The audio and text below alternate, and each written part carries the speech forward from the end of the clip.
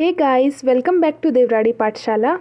So today topic of discussion is DNA damage checkpoints. ठीक है, और ये cell cycle and cell division का ही टॉपिक है. ठीक है, और ये लास्ट लेक्चर होगा cell cycle and cell division का. ठीक है, इसके बाद हम सारे प्रीवियस ईयर क्वेश्चंस करेंगे जितने भी सेल साइकिल और सेल डिवीज़न से क्वेश्चंस आए हुए हैं. ठीक है, बहुत इंपॉर्टेंट पॉइंट है, टॉपिक है ये. CSR नेट गेट चाहे किसी भी एग्ज़ाम की बात करें तो उसके लिए बहुत ज़्यादा इंपॉर्टेंट है. बहुत फ्रिक्वेंटली क्वेश्चंस जो है इनसे पूछे जाते हैं. ठीक है, सो ये टॉपिक इम्पॉर्टेंट होगा जो स्टूडेंट प्रिपेयर कर रहे हैं CSR NET GATE ICMR DBT JRF के लिए, साथ ही साथ MSc एंड BSc स्टूडेंट्स के लिए भी इम्पॉर्टेंट होगा. So let's proceed. सो आज हम DNA डैमेज चेक पॉइंट्स पढ़ेंगे. ठीक है, अभी तक हमने सब कुछ पढ़ लिया है. जीवन फेज़ पढ़ लिया, इंटरफेजेस हमने सारे पढ़ लिए, G1 S G2. ठीक है, M फेज़ हमने पढ़ लिया है कि M फेज़ में कैसे फाइनली ट्रांजिशन होता है. ठीक है, ये सब चीज़ें हमने पढ़ ली है. बस ये छोटा सा टॉपिक छूट गया था, बस ये बचा है. इसके बाद हम क्वेश्चंस करेंगे. सो DNA डैमेज चेक पॉइंट्स, देखो मैंने आप लोगों को स्टार्टिंग के टाइम पे बताया था. ठीक है, कि हमारे जो सेल होती है उसमें DNA डैमेज चेक पॉइंट्स कितने होते हैं? 3. ठीक है, 3 DNA डैमेज चेक पॉइंट्स होते हैं और एक स्पिंडल असेंबली चेक पॉइंट होता है. यानी टोटल हमारे 4 चेक पॉइंट्स हमारी सेल के फेजेस में होती हैं. ठीक है, DNA डैमेज चेक पॉइंट्स का मतलब क्या हो गया? मतलब ही क्या है कि अगर DNA में कुछ भी प्रॉब्लम हो या अगर DNA डैमेज हो या DNA रेप्लिकेट ना हुआ हो हमारा, तो उस टाइम पे हमारा DNA damage check points work करते हैं. ठीक है, ये DNA डैमेज चेक पॉइंट कहाँ कहाँ प्रेजेंट होते हैं? तो ये देखो G1 फेज़ में प्रेजेंट है. ठीक है, उसके बाद S फेज़ में ये प्रेजेंट होता है और G2 फेज़ में ये प्रेजेंट होता है. ठीक है, इन तीनों फेजेस में ये DNA damage check point present होता है. जो हमारा स्पिंडल असेंबली चेक पॉइंट है ये हमारा कहाँ प्रेजेंट होता है? M फेज़ में प्रेजेंट होता है. ठीक है, लास्ट क्लास में मैं आपको डिटेल में पढ़ा चुकी हूँ स्पिंडल असेंबली चेक पॉइंट्स कैसे वर्क करती है, कौन कौन से प्रोटीन वर्क करते हैं. ठीक है, एवरीथिंग मैंने आपको डिटेल में बता दिया है. ठीक है, सो आज हम बात कर लेंगे डिटेल में DNA डैमेज चेक पॉइंट्स की. ठीक है, ये कैसे वर्क करती हैं. ठीक है, so cell cycle checkpoints monitor the progression of cell cycle. Cell cycle checkpoints हमारा क्या वर्क करती है? ये मॉनिटर करती है प्रोग्रेशन थ्रू सेल साइकिल. ठीक है, कैसे सेल साइकिल के थ्रू जाएगी सेल, उसको चेक करती है. ठीक है, मॉनिटर करती है. यानी कि कुछ भी गड़बड़ होगी तो ये क्या हो जाएगी? रुक जाएगी, सेल साइकिल के प्रोग्रेशन को रोक देगी. ठीक है, DNA damage checkpoint play critical role in maintaining the integrity of the genome by arresting the cell in progression in response to damage or incompletely replicated DNA. DNA damage check point क्या करती है? Genome की integrity को maintain करती है. ठीक है, अगर कुछ भी डैमेज हो गया है DNA में बाय चांस या हमारा DNA रेप्लिकेट नहीं हुआ है तो उस टाइम पे ये चेक पॉइंट क्या करते हैं? ये क्या करेगी? ये सेल साइकिल के प्रोग्रेशन को रोक देगी. ठीक है, और रोकना भी चाहिए, क्योंकि अगर गलत इन्फॉर्मेशन आगे पास हो गई तो हमारे सेल की डेथ हो सकती है या कैंसर हो सकता है, कुछ भी हो सकता है. ठीक है, तो उसको बचाने के लिए क्या करती हैं? ये चेक पॉइंट्स काम करती हैं. ठीक है, These checkpoints are operated in G1 S and G2. ठीक है, ये जो DNA डैमेज चेक पॉइंट है ये G1 S और G2 में ऑपरेट होते हैं. ठीक है, M में हमारा कौन सा चेक पॉइंट एक्टिवेट होता है? वो स्पिंडल असेंबली चेक पॉइंट होता है. यहाँ पे DNA डैमेज से कोई मतलब नहीं है. अगर यहाँ पे DNA डैमेज पहुँच भी गया तो भी हमारा spindle assembly check point DNA damage को मॉनिटर नहीं करेगा. वो सिर्फ किसको मॉनिटर करता है? क्रोमोजोम के अलाइनमेंट को, जो मैं आप लोगों को लास्ट क्लास में ऑलरेडी बता चुकी हूँ. ठीक है, कि वो क्रोमोजोम के प्रॉपर अलाइनमेंट को चेक करता है हमारा स्पिंडल असेंबली चेक पॉइंट. ठीक है, so DNA damage check point हमारे 3 फेजेस में ऑपरेट होता है. ठीक है, allow the time for DNA damage to be repaired before the replication और सेल डिवीजन प्रोसीड. तो ये क्या करता है? अगर कोई भी DNA डैमेज हो तो वहाँ पे सेल साइकिल के प्रोग्रेशन को रोक देता है और उस डैमेज को फिक्स करने की कोशिश करता है. ठीक है, जब तक वो डैमेज फिक्स ना हो तब तक ये आगे सेल को प्रोसीड नहीं करने देता है. ठीक है, नेक्स्ट चलते हैं. Cell cycle arrest is mediated by 2 related protein kinases designated as ATR and ATM that are activated in response to DNA damage. ठीक है, सो जब भी हमारे सेल्स में सेल साइकिल में कहीं पर भी क्या होता है, अगर DNA डैमेज हो गया तो उस टाइम पे हमारी 2 प्रोटीन्स काम में आती है, ATR एंड ATM. ठीक है, इसको तो एकदम याद करके रखना है, ATM एंड ATR. ठीक है, ये क्या करती हैं? ये तब एक्टिवेट होती हैं जब भी सेल DNA डैमेज हो जाए या फिर हमारा DNA जो है प्रॉपरली रेप्लिकेट ना हो. ठीक है, उसके रिस्पॉन्स में ये एक्टिवेट होती हैं. ATM and ATR then activate a signaling pathway that leads to not only to cell cycle arrest but also activation of DNA repair in some cases program cell death. ठीक है, यानी ATM and ATR क्या करती है, ये सिर्फ cell cycle को रोकती नहीं है, ठीक है, सेल साइकिल को तो रोकेगी ही रोकेगी, अरेस्ट तो उस वहाँ पे करेगी करेगी, ठीक है, साथ में ये उसको फिक्स करती है, रिपेयर नहीं हुआ है तो उसे फिक्स करेगी, ठीक है, अगर रेप्लिकेशन नहीं हुआ तो रेप्लिकेशन का टाइम देगी, जब तक कि रेप्लिकेशन पूरा ना हो जाए तब तक सेल साइकिल को आगे प्रोसीड नहीं करने देगी, और यहाँ तक कि program cell death in case अगर हमारा रिपेयर फिक्स ना हो पाए, ठीक है, हमारा जो रिपेयर सिस्टम है, रिपेयर मशीनरी है, अगर वो उस रिपेयर को फिक्स ना कर पाए तो वो क्या कर देती है, फिर उस सेल का डेथ करा देती है, यानी अपने ही सेल का वो फिर डेथ करा देती है, क्योंकि अगर रिपेयर फिक्स ना हो और ये अगर आगे प्रोसीड कर जाए तो फिर क्या हो सकती है, और भी सेल्स को प्रॉब्लम हो सकती है, ठीक है, तो इसीलिए उसका वहीं जो है प्रोग्राम सेल डेथ भी कर देती है। और ये सब कौन फंक्शन परफॉर्म कर रहा है, हमारी ATR एंड ATM, ठीक है। आई होप आप लोगों को समझ में आ रहा होगा। नेक्स्ट है the important of this DNA damage in response is emphasised by the effect that these protein were initially identified because of mutation in gene coding ATM responsible for the disease ataxia telangiectasia, ठीक है। तो हुआ क्या, इनको check कैसे किया गया, इन jeans में म्यूटेशन किया गया, ठीक है, जो जीन इनकोडिंग ATM था, ठीक है। हम किसी भी जीन का फंक्शन कैसे पता करते हैं, जैसे जनरली नॉर्मली अगर मुझे किसी जीन का फंक्शन पता करना होगा तो हम कैसे करते हैं, उस पर्टिकुलर जीन को हम म्यूटेट करते हैं, ठीक है, और फिर उसको उस इंडिविजुअल में डाल के देखते हैं, उस इंडिविजुअल में जो जो प्रॉब्लम्स होंगी उसका मतलब कि वो चीज़ जो है उन प्रॉब्लम्स को फिक्स कर रही थी, ठीक है। तो इन्होंने क्या किया, आइडेंटिफाई कैसे किया, म्यूटेशन करके जीन इनकोडिंग ATM इनमें म्यूटेशन करा, जिसके कारण क्या हुआ, नर्वस सिस्टम डिफेक्ट हुआ, immune system as well as high frequency of cancer is in affected individual, ठीक है। इन जिन में भी ये जीन म्यूटेट करा हमारा ATM जीन, ठीक है, उनमें क्या हुआ, नर्वस सिस्टम डिफेक्ट हुआ, इम्यून सिस्टम पूरा डिफेक्ट हो गया और कैंसर की फ्रीक्वेंसी बहुत ज़्यादा हो गई, मतलब उन इंडिविजुअल में क्या हुआ, कैंसर होना शुरू हो गया, जिनमें भी हमने ये जीन म्यूटेट किया। तो फिर हम क्या कर पाए, फाइनली ये कंक्लूजन निकाल पाए कि ये कितना इंपॉर्टेंट जीन है हमारे सेल साइकिल को रोकने के लिए, ठीक है, सेल साइकिल के प्रोग्रेशन को रोकने के लिए, जब भी हमारा DNA डैमेज हो या कोई भी दिक्कत हो सेल में, ठीक है। Both ATM and ATR are component of protein complexes that recognise the damage और अनरेप्लिकेटेड DNA। ये क्या है, प्रोटीन कॉम्प्लेक्स का ही कंपोनेंट है जो कि क्या रिकॉग्नाइज करता है, DNA डैमेज और अनरेप्लिकेटेड DNA। देखो होता क्या है, जनरली अगर हम नॉर्मल भी हैं तो हमारे बॉडी के अंदर कई बार DNA डैमेज हो रहा होगा, कई बार रेप्लिकेशन में एरर्स आती हैं, अगर आप लोगों ने रेप्लिकेशन पढ़ा हो तो कितनी एरर्स आती हैं रेप्लिकेशन में, ठीक है, ज़रूरी नहीं कि हर टाइम उनको फिक्स ही हो, ठीक है। तो कभी ना कभी हमारा DNA डैमेज होता रहता है, हमारे सेल में ये चीज़ें होती रहती है हमारी बॉडी में, लेकिन हमारी बॉडी का रिपेयर सिस्टम इतना अच्छा है कि वो क्या करती है, चेक करती रहती है, जैसे ये चेक पॉइंट हो गया ATM और ATR, अगर ये ना हो तो हमारा तो क्या हो जाएगा,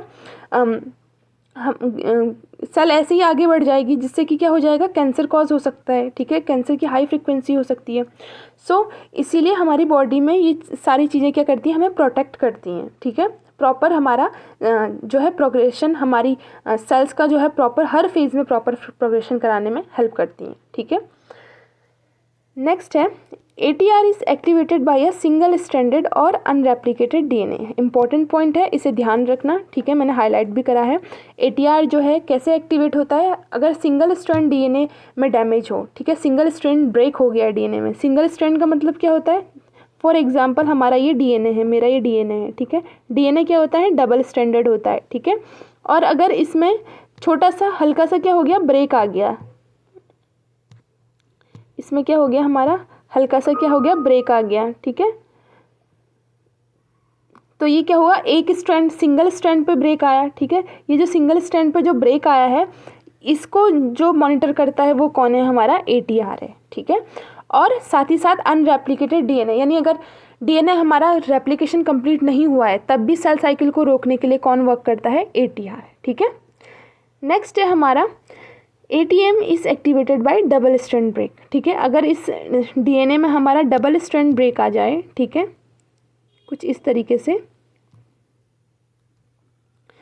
तो कौन वर्क करेगा? हमारा ATM, ठीक है। ATM हमारा कब वर्क करेगा? जब हमारा डबल स्ट्रैंड ब्रेक आ जाएगा। ये देखो डबल स्ट्रैंड ब्रेक आ गया है DNA में, उस टाइम पे ATM वर्क कर रहा है, ठीक है।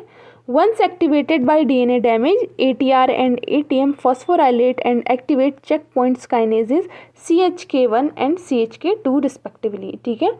एक बार DNA डैमेज हो गया तो हमारा जो है ATM और ATR एक्टिवेट हो जाएंगे, ठीक है। DNA डैमेज जैसे ही होगा तो ये किसको एक्टिवेट करेंगे?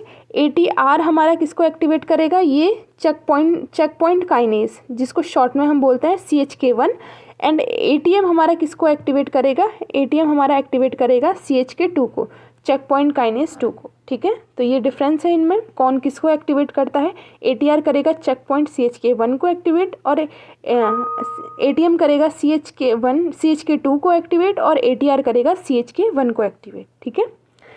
Then CHK1 and 2 induces the cell cycle arrest by phosphorylating and inhibiting or inducing the degradation of CDC25 phosphatase, ठीक है। ये वैसे मैंने जब आपको G1 फेज़ पढ़ाया था, G1 to S ट्रांजिशन, उसमें भी मैंने आपको DNA जब G1 फेज़ में डैमेज होता है तो कैसे वर्क करता है, CDC25 कैसे वर्क करता है, ये थोड़ा बहुत मैंने आपको बताया था। इसमें मैं आपको डिटेल में बता रही हूँ, ठीक है। सो CDC25 को डिग्रेड कर देता है हमारा CDC। अगर आप लोगों को याद हो कि हमारा CDC25 का क्या रोल था, तो CDC25 क्या करता था? इनहिबिटरी फॉस्फेट को रिमूव करने का काम करता था। किससे? CDK से, CDK2 और CDK1 से, ठीक है। ये CDK2 किसका है? G2 और S फेज़ में काम करता है CDK2, और CDK1 हमारा M फेज़ में काम करता है, ठीक है। तो माइटोसिस उस टाइम पे CDC25 क्या करता था? इनहिबिटरी फॉस्फेट को रिमूव करके सेल साइकिल को आगे प्रोग्रेशन करता था। लेकिन अब इसको रोकने के लिए कौन आ गया है? CHK1 एंड CHK2, ताकि सेल साइकिल आगे प्रोग्रेशन ना हो, ठीक है। नेक्स्ट है DNA damage does lead to the inhibition of both CDK2 resulting in cell cycle arrest in G1 and S, ठीक है। जैसे DNA डैमेज होता है तो उससे क्या होता है? CDK2 इनिबिट होती है, और जिससे सेल साइकिल हमारी अरेस्ट हो जाती है G1 और S फेज़ में, ठीक है। DNA damage lead to the inhibition of CDK2, CDK2 हमारा इनिबिट हो गया, और G1 और S फेज़ में CDK2 काम करता है, तो वहाँ पे सेल साइकिल अरेस्ट हो गई। अगर G1 में आया, S में आया, तो वहाँ पर अरेस्ट हो जाएगी। और CDK1 अगर CDK1 को भी इनहिबिट कर दिया, ठीक है, CHK1 और 2 ने, तो इन्होंने, इससे क्या होगा? G2 में जो है सेल साइकिल अरेस्ट हो जाएगी, फिर G2 से M ट्रांजिशन हो गई नहीं, ठीक है। तब तक वहीं पर जहाँ पर सेल साइकिल लगी होगी वहीं पर रुक के रह जाएगी, ठीक है, चाहे G1 में हो, S में हो या G2 में हो, ठीक है। तो इस तरीके से हमारा जो है सिस्टम काम करता है, ठीक है। क्या हुआ? हमारे ATM और ATR ने क्या करा? एक्टिवेट करा CHK1, ATR ने CHK1 को एक्टिवेट किया, ATM ने CHK2 को एक्टिवेट किया। इन्होंने किसको अरेस्ट कर लिया, किसको इनहिबिट कर दिया? CDC25 फॉस्फेटेज प्रोटीन, जो कि जनरली क्या करता था? इनहिबिटरी फॉस्फेट रिमूव करके सेल साइकिल को आगे प्रोग्रेशन करता था। इसको इनहिबिट कर दिया तो इसकी इनहिबिशन से क्या हो गया? CDK2 और CDK1 क्या हो गया? इनएक्टिवेट हो गया। CDK1 एंड 2 इनएक्टिवेट होने से हमारा सेल साइकिल क्या नहीं होगा? आगे प्रोसीड नहीं होगा। और अगर सेल G1 में हो, S में हो या G2 में हो, वही सेल क्या हो जाएगी? अरेस्ट हो जाएगी, ठीक है। फिगर के थ्रू भी समझते हैं कैसे हो रहा है। देखो ये यहाँ पर है सिंगल स्ट्रैंडेड अनरेप्लिकेटेड DNA, ठीक है। सिंगल स्ट्रैंडेड अनरेप्लिकेटेड DNA, यहाँ पर क्या हुआ? या तो सिंगल स्ट्रैंड ब्रेक आया DNA में, या हमारे रेप्लिकेशन पूरा नहीं हुआ, तो वहाँ पे ATR हमारा एक्टिवेट हो गया, ठीक है। ATR ने किसको एक्टिवेट किया? CHK1 को, ठीक है, उस पर फॉस्फोरस ऐड करके उसे एक्टिवेट कर दिया। फिर CHK1 ने क्या करा? इनहिबिट किया CDC25 को। CDC25 इनहिबिट हुआ तो CDC25 किसको एक्टिवेट कर रहा था? CDK2 और CDK1 को। लेकिन जब ये इनहिबिट हुआ तो अब ये भी इनको क्या कर देगा? अब ये इनहिबिट हुआ तो ये इनको एक्टिवेट कर रहा था, अब इनको एक्टिवेट करने वाला कोई बचा ही नहीं है, तो अब ये क्या रहेंगे? ये बोथ क्या रहेंगे? इनहिबिटेड रहेंगे, इनहिबिटेड, ठीक है, क्योंकि अब इनको एक्टिवेट करने वाला खुद क्या हो गया, डिग्रेड हो गया, खुद इनिबिट हो गया। तो अब ये आगे जो है CDK2 और CDK1 को इनिबिट एक्टिवेट नहीं होंगे, और हमारा सेल जो है अगर G1 फेज़ में हो या S फेज़ में हो या G2 फेज़ में हो वहीं अरेस्ट होके रह जाएगा। ठीक है, नेक्स्ट है अगर डबल स्ट्रैंड ब्रेक आए तो ATM हमारा एक्टिवेट हो जाएगा। अगर दोनों DNA हमारा जो है डैमेज हो गया तो उस टाइम पे CHK2 एक्टिवेट होता है, और ये भी वही फंक्शन करता है, CDC25 को इनहिबिट करता है। ठीक है, तो अब मैं फिगर के थ्रू क्या समझा, cell cycle arrest at the DNA damage check points. ठीक है, आई होप आप लोगों को समझ में आ रहा होगा। नेक्स्ट प्रोसीड करते हैं। In mammalian cell arrest at DNA damage checkpoint is also mediated by the action of additional protein known as P53 which phosphorylated by both ATM and CHK2। ठीक है, P53 के बारे में मैंने आपको बताया था ऑलरेडी, ऐसा नहीं है कि आप लोग अभी नया सुन रहे हो इसका नाम। ठीक है, ऑलरेडी जब G1 to S ट्रांजिशन पढ़ा रही थी उस टाइम पे भी मैंने जब G1 फेज़ में प्रॉब्लम होती है तो कैसे P53 एक्टिवेट होता है ये मैंने आपको बताया था। ठीक है, तो यहाँ पे इनको एक्टिवेट कौन करता है, P53 को हमारे ATM और CHK2। ठीक है, phosphorylation stabilise P53 which is otherwise rapidly degraded resulting in rapid increase in P53 level in response to DNA damage. ठीक है, देखो नॉर्मली जो P53 है हमारी सेल में उसे डिग्रेड किया जाता है, जैसे ही बनता है उसे डिग्रेड कर देते हैं। ठीक है, लेकिन जैसे ही हमारा DNA में कुछ डैमेज होता है, ठीक है, जैसे ही डैमेज आएगा DNA में इसको जो है इसको डिग्रेडेशन होने से रोक दिया जाता है। CHK2 और ATM इसको फॉस्फोराइलेट करके इसको एक्टिवेट कर देते हैं। ठीक है, और इसको स्टेबल कर देते हैं। ठीक है, जैसे ये स्टेबल होता है फिर क्या होता है, P53 प्रोटीन जो है एक ट्रांसक्रिप्शन फैक्टर है। ठीक है, ये ऑलरेडी मैं आपको पढ़ा चुकी हूँ G1 to S phase transition में भी। ठीक है, फिर भी यहाँ पे समझा रही हूँ। फिर ये क्या करता है, इंक्रीज़ कर देता है P53 लेवल। ट्रांसक्रिप्शन फैक्टर है, ट्रांसक्रिप्शन फैक्टर का मतलब ही क्या होता है, जो कि दूसरे जीन को ट्रांसक्राइब करेगा। ठीक है, और ये ट्रांसक्रिप्शन फैक्टर क्या करेगा, इंडक्शन करेगा CDK इनिबिटर P21 के बारे में भी मैंने आपको बताया, CDK का इनिबिटर है, which inhibit the complex of CDK2 and cyclin E और A। ठीक है, ये क्या करता है, P21 CDK2 को इनिबिट करता है। ठीक है, मेन फंक्शन तो CDK2 परफॉर्म करता है, और इसी से बाइंड होता है cyclin E G1 to S phase में, और S फेज़ में साइक्लिन A इस पे बाइंड करता है CDK2 पे। तो इसको इनिबिट करने के लिए कौन आ जाता है, फिर हमारा P21। ठीक है, तो हमारे P53 जीन को कैसे एक्टिवेट किया, ATM एंड ATR ने, ATM और CHK2 ने, ATM ने एक्टिवेट किया CHK2 को, और इसने एक्टिवेट किया P53 पे फॉस्फोराइलेट करके इसको स्टेबल करा। ठीक है, स्टेबल करा। उसके बाद ये क्या था, ट्रांसक्रिप्शन फैक्टर था जिसने किसका ट्रांसक्रिप्शन करा, P21 जीन का ट्रांसक्रिप्शन करा, और P21 जीन ने क्या किया, CDK2 को इनिबिट कर दिया। ठीक है, CDK2 को इनिबिट कर दिया। CDK2 इनिबिट हो गया यानी सेल साइकिल अब आगे प्रोसीड नहीं होगी। ठीक है, interestingly the gene encoding P53 is frequently mutated in human cancer. ठीक है, हमारे जो ह्यूमन में जितने भी कैंसर्स होते हैं ना, मोस्ट ऑफ द टाइम इस P53 जीन के म्यूटेशन से होते हैं। ठीक है, loss of P53 function as a result of these mutation prevent cell cycle arrest in response to DNA damage. ठीक है, जब भी इस P53 के फंक्शन को लॉस होता है तो हमारी सेल साइकिल फिर अरेस्ट नहीं कर पाती है। ठीक है, so the DNA damage is replicated passes through the daughter cell instead of repaired. और जो DNA डैमेज रिपेयर होना चाहिए था सेल साइकिल को रोक करके, वो क्या हो जा रही है, डॉटर सेल्स में पास्ड हो जा रही है। This inheritance of DNA damage result in increase frequency of mutation and gene. और इस इनहेरिटेंस DNA डैमेज ने क्या कर दिया, फ्रीक्वेंसी इंक्रीज कर दी म्यूटेशन ऑफ जीन्स की, और इससे क्या हो गया, कैंसर कॉज हो जाएगा। ठीक है, इसको फिगर के थ्रू भी समझते हैं कैसे होता है। देखो ये हमारा ATM है। ठीक है, ATM यानी डबल स्ट्रैंड ब्रेक आया हमारा DNA में, इसने CHK2 को एक्टिवेट किया, CHK2 ने, इन दोनों ने मिलकर किसको किया, P53 को एक्टिवेट किया। P53 का लेवल क्या हुआ, इंक्रीज़ हुआ। P53 क्या है, हमारा ट्रांसक्रिप्शन फैक्टर है। ये यानी ट्रांसक्रिप्शन फैक्टर मतलब किसी जीन का ये ट्रांसक्राइब कराएगा। इसने किस जीन को ट्रांसक्राइब कराया, तो P21 जीन को। P21 जीन का इसने ट्रांसक्रिप्शन करा, उसका mRNA बना, और इसके mRNA ने किसको इनिबिट किया, CDK2 को। CDK2 इनिबिट हुआ तो हमारा फिर सेल साइकिल जो है रुक गया, वो प्रोसीड नहीं हुआ। So role of P53 in cell cycle arrest, ठीक है, इंपॉर्टेंट है ये, ठीक है, मैमेलियन सेल्स में। The protein P53 play a key role in cell cycle cell arrest at DNA damage check points in mammalian cells. Phosphorylation by ATM and CHK2 stabilize P53 resulting in rapid increase in P53 level in response to DNA damage, ठीक है। The protein P53 then activate transcription of the gene encoding the CDK inhibitor P21 leading to the inhibition of CDK2 और cyclin E या A complex and cell cycle arrest, ठीक है। तो इस तरीके से हमारी सेल साइकिल अरेस्ट होती है, ठीक है। CDK2 हमारा कहाँ कहाँ फंक्शन करता है? CDK2 हमारा एक तो करता है कहाँ पर,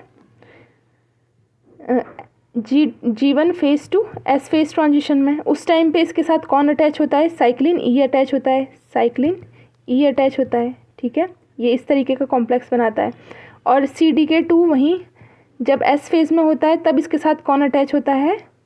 साइक्लिन A अटैच होता है, ठीक है, जब ये S फेज में होता है, ठीक है। तो कंफ्यूज मत करना, ठीक है। ये बात वैसे ऑलरेडी बता चुकी हूँ बट फिर भी बता रही हूँ। और ये जब CDK2 इनिबिट होगा तो CDK2 जब P53 P21 जीन जब इनको इनिबिट कर देगा तो फिर अब क्या होगा, फिर ये अगर G1 to S ट्रांजिशन हो रहा है तो भी वो रुक जाएगा, G1 फेज़ में ही रह जाएगी सेल, या S फेज़ में पहुंच गई है तो S फेज़ में ही रुक के रह जाएगी, फिर आगे कोई वर्क नहीं होगा जब तक कि इनको एक्टिवेशन नहीं हुआ, जब तक ये डैमेज फिक्स नहीं हुआ, ठीक है। जब तक डैमेज फिक्स नहीं होगा सेल साइकिल को आगे प्रोसीड नहीं करने दिया जाएगा। और अगर इन केस अगर DNA डैमेज फिक्स नहीं होता है तो हमें पता है फिर क्या होता है, फिर सेल ये ATM ATR क्या एक्टिवेट कर देती है? एपोप्टोसिस यानी program cell death pathway activate कर देती है, program cell death pathway activate कर देती है। और सेल की डेथ जो है ऑलरेडी प्रोग्राम्ड की जाती है और फिर उस सेल को मार दिया जाता है, ठीक है, क्योंकि ऐसी सेल रखने से कोई फ़ायदा नहीं, ये क्या करेगी फिर नुकसान कर देगी, औरों का भी नुकसान कर देगी। इसलिए उसका अगर DNA डैमेज अगर फिक्स ना हो तो उसको क्या कर दिया जाता है? प्रोग्राम सेल डेथ की तरफ भेज दिया जाता है, ठीक है। सो ये था हमारा अभी तक का पूरा complete cell cycle and cell division in detail, ठीक है। और इसके बाद हम प्रीवियस ईयर क्वेश्चंस करेंगे। सो आई होप आप लोगों को ये सीरीज़ पसंद आई होगी, ठीक है। वीडियो पसंद आया है तो इसे लाइक ज़रूर करें, शेयर करें अपने दोस्तों के साथ, एंड प्लीज़ सब्सक्राइब देवराड़ी पाठशाला।